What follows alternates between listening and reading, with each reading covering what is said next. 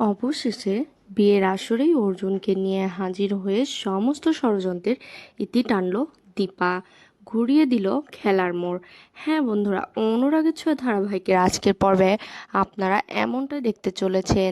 দীপা মনে মনে ঠিক করে যে কোনো মূল্যেই সূর্যের বিয়ে আটকাতে হবে এবং তার স্মৃতি ফিরিয়ে আনতে হবে। কিন্তু কিভাবে সে সূর্যের স্মৃতি ফিরাবে তা ভেবে পায় না।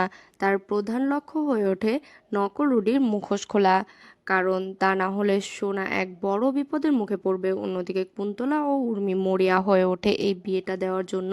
তারা পরিকল্পনা করে একবার চারুর সাথে সূর্যের বিয়ে হয়ে গেলে দীপা এই বাড়িতে ঢোকা চিরতরে বন্ধ হয়ে যাবে।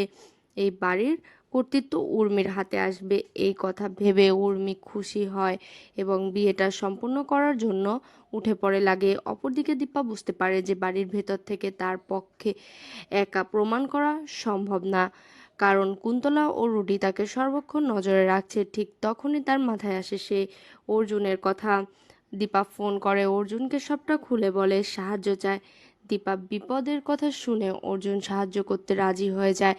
দীপার পরিকল্পনা মতো সে ছদ্মবেশী রুডির আসল পরিচয় এবং সূর্যকে দিনের পর দিন যে ভুল ওষুধ দেওয়া হচ্ছে তার সমস্ত প্রমাণ জোগাড় করে ফেলে।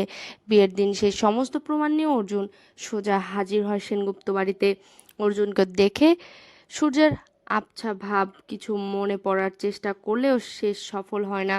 অর্জুন সকলের সামনে বিয়ে থামাতে বললে এবং জানায় যে তার কাছে কিছু জরুরি প্রমাণ আছে।